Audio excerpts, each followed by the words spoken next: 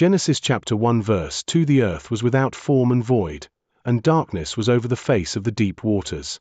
I have 2 small children. For my house, this often means lots of chaos.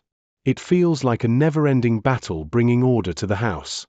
After 5 minutes of the children being awake or coming home, it regularly feels like the house is totally out of control. The Bible starts with a picture of utter chaos. For the early Israelites, the picture painted in Genesis chapter 1 verse 2 is one of utter chaos, and therefore, fear. The first facet of this is the darkness. Today it is hard to find a place where you can be outside and in complete darkness. Perhaps you might in the middle of Australia, or a large desert. There are lights everywhere. But for the early Israelite, the darkness represented danger. There were also sorts of animals or people that could attack you from the dark, without being seen. The second aspect is the deep waters. The Israelites weren't comfortable with deep water. Think about Jesus' disciples. Some of them were fishermen, brought up sailing on the water. But when a storm comes, they suddenly fear for their lives. And this is fishermen. The ones who are the most comfortable with water. In fact, for this reason, in Revelation chapter 21 verse 1 the picture of the new earth is one without sea. To go with this darkness and deep waters is the fact that the earth is without form.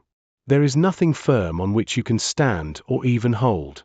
The whole world is surrounded by darkness and deep waters, and there is nothing firm on which to stand or hold.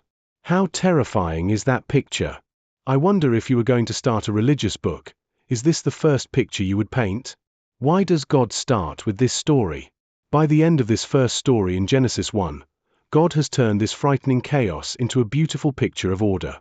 From the midst of a terrifying disorder, God creates a safe environment in which people can live. The chaos isn't removed. It is brought into order. The big picture message of this story is that the God of this book, that is the Bible, can bring order from any mess that we might find ourselves in. It may not be done instantly, or in the way we want, but God has the ability and the desire to help us bring order into our lives. Especially when the disorder is caused by sin. Whenever I see the chaos created by my children, it always makes me think of the God who can bring order to chaos. It makes me wonder about what other chaos has been created in my life. Have I invited God into that chaos? Have I looked to find His way to bring some order into the chaos? Lord, where I feel the chaos, where I feel out of control, let me see your power to bring order, let me see your control.